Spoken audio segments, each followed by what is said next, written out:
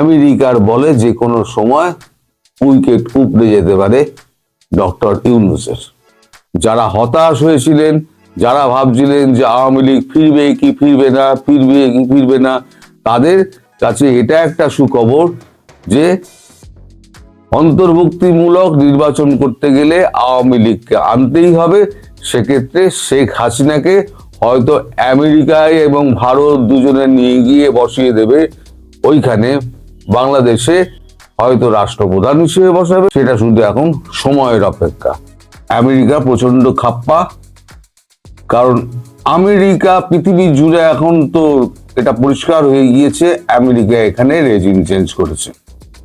এখন regime change করে যাকে বসিয়েছে তিনি যদি এই ধরনের কাজকর্ম করেন তাহলে আমেরিকার মুখ পুড়ছে। সেটা আমি আগেও আপনাদের বলেছি, সেটাও খলিলুর রহমানকে এই আপনার হুকার এইচ তিনি কিন্তু পরিষ্কার করে দিয়েছেন। তিনি বলেছেন অন্তর্ভুক্তিমূলক নির্বাচনের কোনো নির্দিষ্ট পরিবেশ সৃষ্টি হয়নি, এজন্য আমরা অত্যন্ত ক্ষোভ প্রকাশ করছি এবং আমরা খুব দুঃখ পেয়েছি। তাকে 36 পাতার একটি অভিযোগপত্র দেওয়া হয়। বিশেষ করে ভারতের সঙ্গে যে বৈরতা সৃষ্টি ডক্টর ইউনূসের আমলে যেটা হয়েছে এবং তিনি নিজেও যেটা করেছেন, সেটা মার্কিন যুক্তরাষ্ট্রের ইন্দো প্যাসিফিক যে নীতি আছে তার পরিপন্থী। এবং চীনের সঙ্গে যে ভারতের যে ঘনিষ্ঠতা বাড়ছে, এর ফলে মার্কিন যুক্তরাষ্ট্রের এই কাণ্ডের ফলে একটা ভুল জিনিস হয়েছে। তাতে আমেরিকা মেরামতির চেষ্টা করছে, সেখানে অন্তরায় হয়ে দাঁড়াচ্ছেন ডক্টর ইউনূস এবং তার শাসিত সরকারের অন্যান্য প্রতিনিধিরা। ফলে ডক্টর ইউনূসের ওপরেতে তারা বেজায় খাপ্পা হয়ে রয়েছে। আজকে আপনাদের মধ্যরাতে বা আমাদের মধ্যরাতে 8 ঘন্টা তো তফাৎ আপনাদের আমাদের, আজকে মধ্যরাতে জেমসন গ্রিন, আজকে মধ্যরাতে পল কাপুর আর সার্জিও গোর এই দুজনের সঙ্গে মিটিং আছে খলিলুরের। এই খলিলুর রহমানের এই মিটিং এর আগে জেমসন গ্রিন যে 36 পাতার যে অভিযোগপত্র তাকে পৌঁছে দিয়েছেন, সেটা তাকে ভালো করে স্টাডি করতে বলা হয়েছে এবং বলা হয়েছে এই 36 পাতার অভিযোগে যতগুলো অভিযোগ আপনার রয়েছে তার সপক্ষে আপনি উত্তরটা দেবেন। ঢাকার উত্তর কি? খলিলুর বলেন আমি তো প্রধান উপদেষ্টা নই, আমি কি করে সব উত্তর দেব? তখন ওরা বলেন যে আপনি প্রধান উপদেষ্টা নন, কিন্তু আপনি তো মানে এনএসএ, ন্যাশনাল সিকিউরিটি অ্যাডভাইজার, আপনার সঙ্গে নিশ্চয়ই আলোচনা করে করা হয়, তাহলে আপনি নিশ্চয়ই জানবেন। খলিলুর সেখানে চুপ করে থাকেন। খলিলুর তো বলতে পারেন না যে আমাকে পাত্তাই দেন না, আমাকে ইডিয়েট ফিডিয়েট বলে গালাগাল করেন, সেটা তো আর বলতে পারেন না। ফলে খলিলুর এখানে চুপ করে থাকেন, খলিলুর কোনো কথা বলেন না। তাই খলিলুর এখন একটু ভেতরে ভেতরে অস্বস্তিতে রয়েছেন যে এই পল কাপুর এবং সার্জিও গোর তাদের সঙ্গে যখন বৈঠক হবে, সেই বৈঠকে তিনি কোন কোন প্রশ্ন মানের মুখোমুখি হবেন। তবে এইটা মার্কিন যুক্তরাষ্ট্রের পক্ষ থেকে পরিষ্কার করে দেওয়া হয়েছে যে ইউনূসের কর্মকাণ্ডে তারা খুব একটা সন্তুষ্ট নয় এবং তারা বিকল্প কিছু ভাবছেন। এই যে বিকল্প ভাবা, সেটা হয়তো আগামী কাল পরশুর মধ্যে হয়তো ঠিক হয়ে যাবে বিকল্প কি ভাবা। এখন আমাদের দৃষ্টিভঙ্গিতে যেটা মনে হচ্ছে, আমার এটা কোনো খবর নয়, আমার দৃষ্টিভঙ্গিতে যেটা মনে হচ্ছে, এখানে ইউনূসের থেকে বেশি পাত্তা পাচ্ছেন খলিলুর রহমান। তিনি মার্কিন যুক্তরাষ্ট্রের ঘনিষ্ঠ এবং ভারতের ঘনিষ্ঠ। মার্কিন যুক্তরাষ্ট্র নিশ্চয়ই এমন একজনকে চাইবে যে এই পরিস্থিতিতে যে ভারত মার্কিন যুক্তরাষ্ট্র দুজনের সঙ্গে একটা সমান সখ্যতা বজায় রেখে চলেছে সেই রকম কোনো ব্যক্তিকে। তাহলে সেই রকম ব্যক্তি যদি বাঁচা হয়, তাহলে এই মুহূর্তে খলিলুরের মানে গ্রহণযোগ্যতা অনেক বেশি। ফলে আমার তালিকায় খলিলুর হয়তো এগিয়ে থাকতে পারেন, এটা আমার নিজস্ব মানে বুদ্ধি বিবেচনায় বলে। যখন তারা ইউনূসকে হটাতেই চাইছেন, তাহলে কাউকে বসাতে হবে, কারণ ইউনূস থাকলে অন্তর্ভুক্তিমূলক এবং অংশগ্রহণমূলক নির্বাচন হবে না, দেশে এই অরাজকতা চলবে, এবং একটা কড়া হাতে এটাকে দমন করার জন্য সেই রকম ব্যক্তির দরকার যে দুটো দেশের পক্ষেই মানে তার রয়েছে, বন্ধুত্ব রয়েছে এবং সম্পর্ক ভালো, এবং দেশকে তিনি ভালোভাবে চেনেন। কারণ দেশের সেনাবাহিনীর সঙ্গে তার সম্পর্ক আজকে ভালো আছে, কালকে খারাপ হয়ে যেতে পারে, আবার আজকে খারাপ আছে, কালকে ভালো হয়ে যেতে পারে, কারণ সবই নির্ভর করে সময়ের উপর। যেমন এই যে আমেরিকার সঙ্গে ভারতের যে এখন ট্যারিফ নিয়ে যে টানাটানি চলছে, এবং মাঝে মাঝে ডোনাল্ড ট্রাম্প হুমকি দিচ্ছেন, আমাদের নরেন্দ্র মোদী কিন্তু চুপ করে আছেন, কারণ নরেন্দ্র মোদী জানেন যে কূটনীতিতে কোনো সম্পর্কই মানে মন্দ ভালো কোনোটাই চিরস্থায়ী নয়, সবটাই কিন্তু সময়ের ওপর নির্ভর করে। আর ইন্দো প্যাসিফিক জোনে নিরাপত্তা এবং চীনকে দূরে রাখা, চাপে রাখা এবং ব্রিক্স গঠনের ব্যাপারে ভারত হচ্ছে এখন ট্রাম্প কার্ড। ভারতকে যদি চটানো হয়, তাহলে কিন্তু মার্কিন যুক্তরাষ্ট্র এই দক্ষিণ পূর্ব এশিয়ায় পুরো একেবারে একা হয়ে পড়বে, আর তার কোনো রকম মানে এইখানে প্রভুত্ব খাটানোর কোনো রকম মানে এই থাকবে না, রাস্তাই থাকবে না। ফলে এই চীনের প্রতি প্রভাব কমানো, এই যে আপনাদের প্লেন কেনার কথা হচ্ছে, কিনবে কি কিনবে না সে তো পরের কথা। পাকিস্তান থেকে ওই ঝরঝরে লড়ঝরে প্লেন যে করে উঠবে, সে কটাই কয়েকদিনের মধ্যে ক্র্যাশ করবে, পাইলট গুলোর ফালতু প্রাণ যাবে।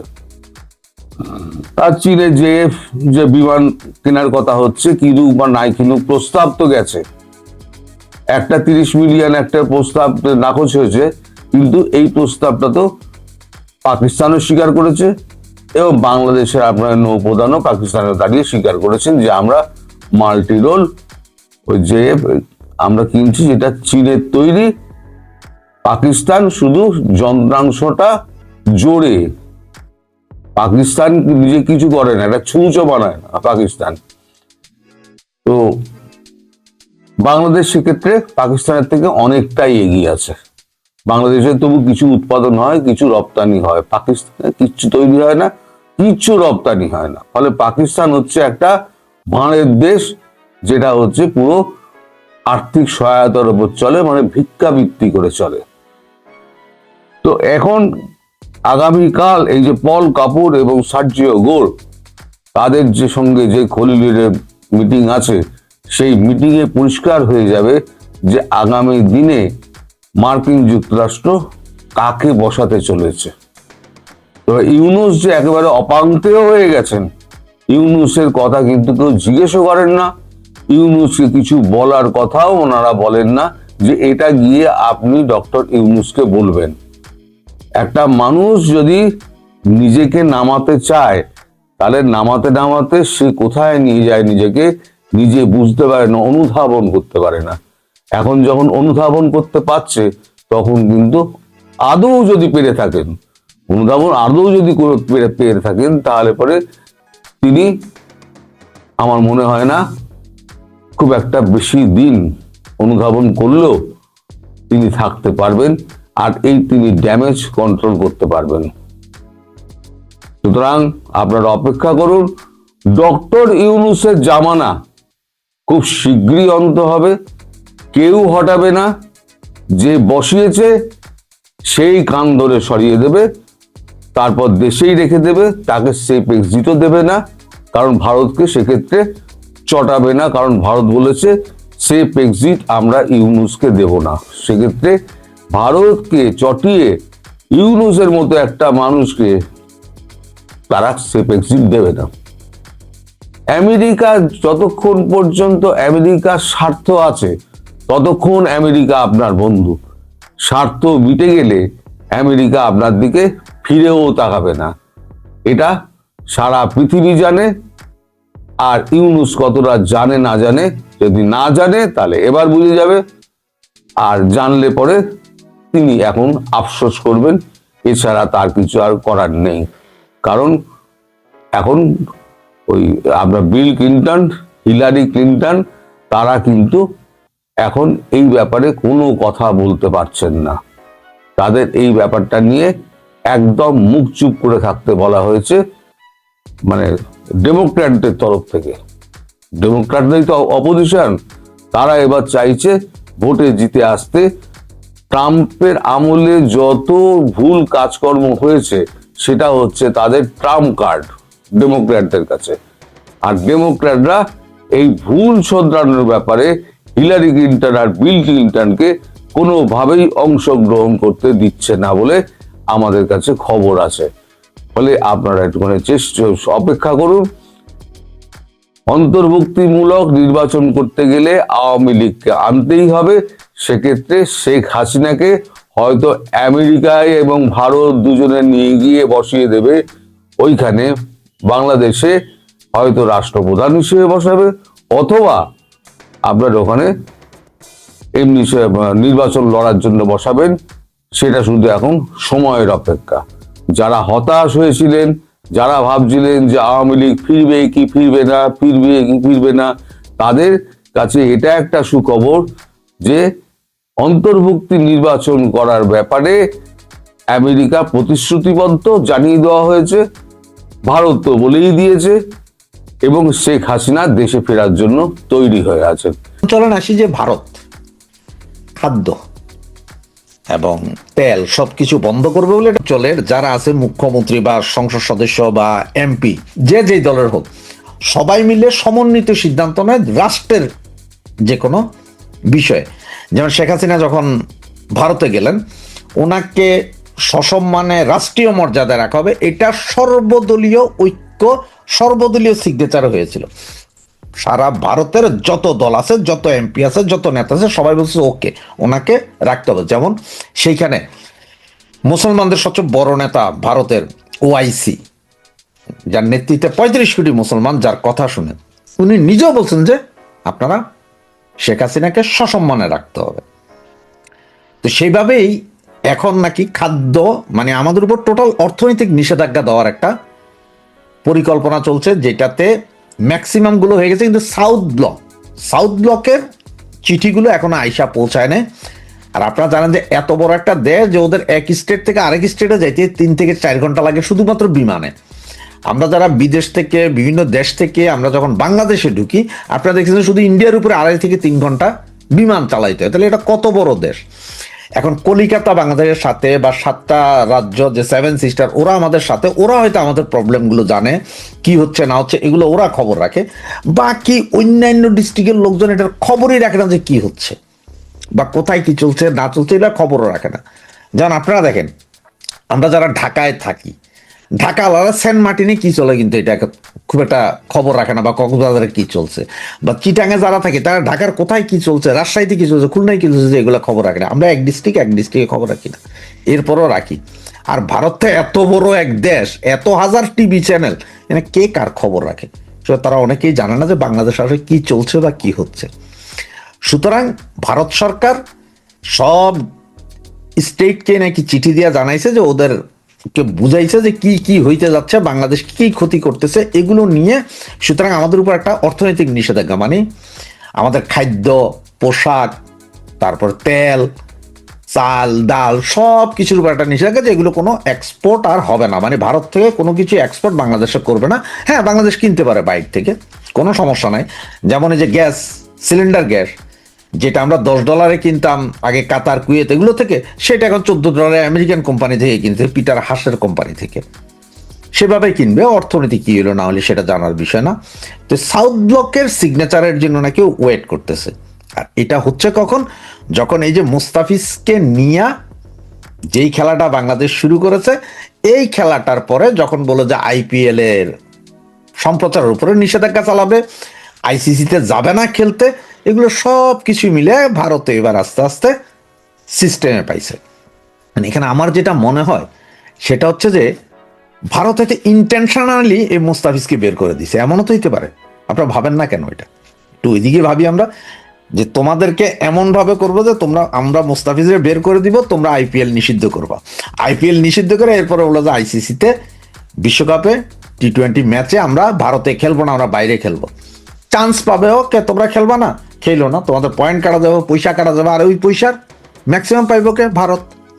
তার কারণ কি আমি বলি, আপনি যখন এই পয়সাটা তো দেয় আইসিসি, আপনি যখন ওখানে স্টেডিয়ামে খেলবেন সেটার একটা খরচ আছে, হোটেলে থাকবেন, খাইবেন, নিরাপত্তা, বাস, অমুক তমুক সব কিছু তো ইনভেস্ট করবে ICC, international cricket council board. তারা তারা আবার পে করবে এটা ভারত সরকারকে। ভারত সরকার সেখান থেকে ট্যাক্স ম্যাক্স অমুক, তো এটা তো ভারতের লাভ, কারণ ভারত তো ডলারে পাবে পয়সাটা, তাহলে ভারতের লাভ। তাহলে ভারত হয়তো আপনাদের ইন্টারন্যাশনাল যাইয়েন না, তা আপনারা যাইয়েন না, আপনাদের রুম টুম সব খালি থাকবে, আপনাদের কিচ্ছু করার দরকার নেই, উল্টা পয়সাটা পেয়ে গেলাম। সেটা হইতে পারে। এবং এগুলা কইরা একটা অর্থনৈতিক অবরোধ আপনাদের দিতে আর সম্পর্ক নাই, যেমন পাকিস্তানের সাথে করছে, সেম হইতে পারে না? সেরকমই সম্ভবত চলছে। সবকিছু সোজা না ভেবে একটু ঘুরেও ভাবি যে কোথায় কি হচ্ছে।